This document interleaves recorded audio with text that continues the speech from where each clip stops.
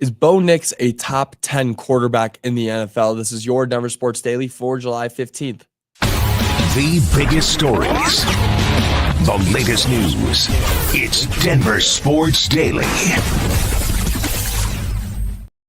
Is Bo Nix a top 10 quarterback in the NFL? I feel like that's a conversation that we've had on this show a couple times this offseason. And ESPN released their rankings of the top 10 quarterbacks heading into next season. So it feels better than ever to ask this question. Did Bo Nix make the list? And just to answer it right now, he didn't. But should he have? Now, the QBs that made it over Nix in order were Patrick Mahomes, Josh Allen, Joe Burrow, Lamar Jackson, Jaden Daniels, Matthew Stafford, Justin Herbert, Jared Goff, Jalen Hurts, and Baker Mayfield. Now, there's a few things that stand out on this list right away.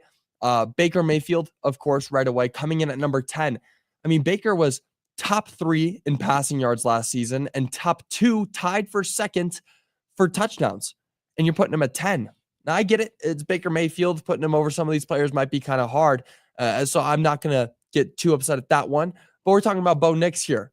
And Jaden Daniels kind of has a similarity to Bo Nix, as they were both rookies. And Bo, as we know, had an outstanding rookie year performance, landing second in the rookie of the year race. And the fact that it was that close in just that rookie of the year race between him and Jaden Daniels, and Daniels ranks 5th while Bo didn't make it, that seems a bit harsh. Now, if anything I'm arguing about, it should be that Daniels should be a little bit lower.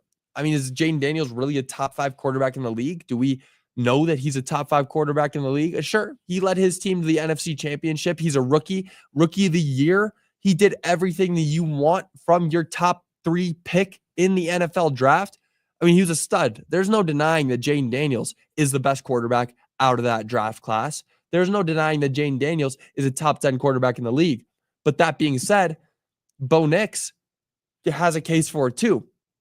But with that, the only QB I could see Bo Nix being better than on this list is Jalen Hurts. Now, sure, Jalen Hurts won the Super Bowl. I know. But I think that we all know his passing wasn't the reason that they got there. He had a stacked offensive line, one that could push him into the end zone whenever they were on the 1-yard line. He had the best running back in the league in Saquon Barkley. I mean, Saquon Barkley had a real case for MVP last season.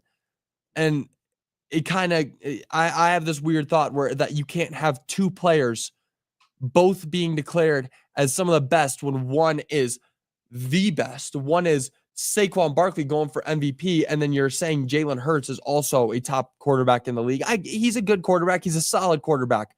But it's kind of hard not to be a good quarterback when you have the best offensive line in the league mixed with arguably the best wide receiver room. I mean, there's no denying that the Eagles might be the best crafted team in the league, but is Jalen Hurts the reason that they are? Now, you look at what Jalen Hurts was able to do with the best wide receiver room, the best offensive line, the best running back in the league, and then look what Bo Nix did with the team that he had. I mean, he doesn't have a true wide receiver one. There was no run game on this team. The offensive line was solid, but this team hadn't gone to the playoffs in 10 years, and he brought them there. Put some respect on his name. He could be a top 10 quarterback in this league. Now, Nix did receive some votes. The amount of those votes weren't disclosed, but he was getting some recognition. And there's not a doubt in my mind that next year, July 15th, 2026, we'll be talking about Bo Nix as a top 10 quarterback in the league, a top 7 quarterback in the league, according to ESPN. There's not a doubt in my mind. Now, moving on, a few nuggets made Bleacher Report's top 100 players of all time list. Bleacher Report released their rankings of the top 100 NBA players of all time, and a good number of nuggets were named.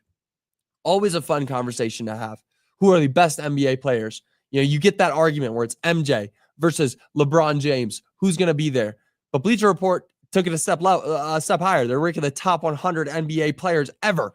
So who are the Nuggets that made the list? Chauncey Billups was the first player named on the Nuggets, coming in at the 91st spot. He only played 5 seasons with Denver, but in those 5 seasons, he averaged 17 points and 5.3 assists per game.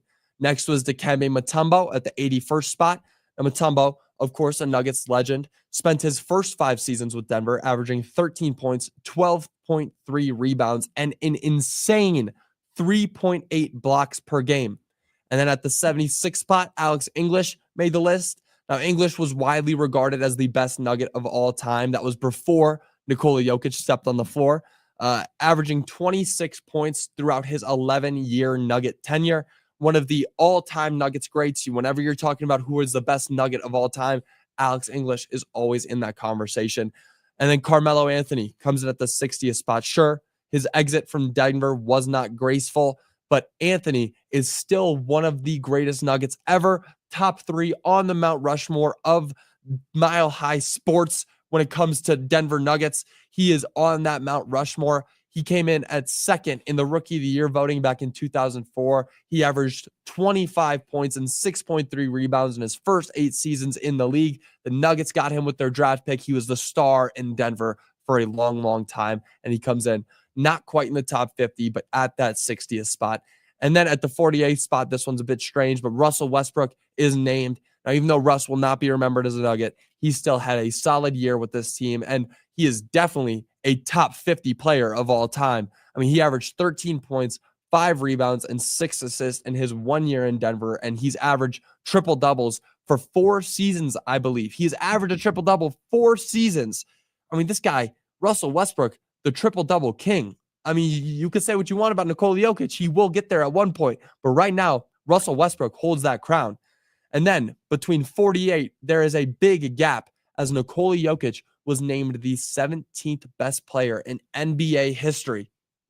In all honesty, he could be higher. I'm trying not to let the bias talk, but he could be higher. And by the end of his career, he will be a top 10 player. I mean, throughout his career, he's averaged 22 points, 11 rebounds, and 7 assists per game. 22 points and 11 rebounds that throughout your career, that means you're a great center.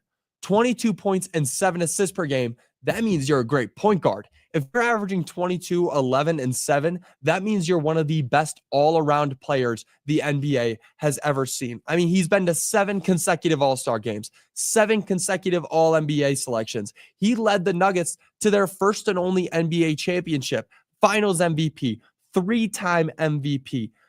What we've seen from Nikola Jokic is not normal. It's not. And once Nikola Jokic leaves the NBA, we will never see another player like him again. I mean, we're talking about a 6'10" power forward who can't jump this high, who can score whenever he wants, who can get an assist whenever he wants. He can see the floor. He can see the movements before they happen. Ranking him at 17, it's fine right now. But by the end of his career, if he's not listed in the top 10 by most people around the nation, I'll be upset at most people because he will do things that will never be done again. He's already done things that will never be done again. Now, moving on, the Avalanche's season opener was announced. The full 2025-26 NHL schedule will be released soon, but the Avs released a little teaser for the first game of the season. On October 7th, the Avs will begin their season in Los Angeles against the Kings with a late 8:30 p.m. puck drop. 8:30 p.m. Mountain Time, mind you. That means that we won't see puck drop until 9, being at it's the season opener. That's just what I'm expecting. Now, this is the 3rd season in a row where the Avs will be on the road to begin the season, and it's one of the later puck drops we've seen. I'm not a fan. I mean, 3 years of beginning your season on the road mixed with a very late start time, that's some terrible fan service. I mean, it really is. You want to get fans to watch. You want people to watch the NHL. That's not how you do it. I mean, Denver is one of the biggest hockey cities in the world. This town is a hockey town.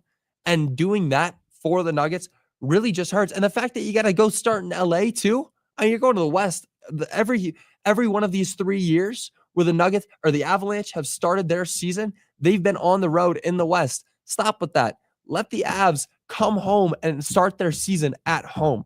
Now, nonetheless, we still only have to wait 84 more days until the Avalanche take the ice once again. It is almost here. It is almost here. Now, that'll do it for your Denver Sports Daily. I do want to read some of your comments. Yes, right down to it. Yes, Bo Nix is a top 10 quarterback in the NFL.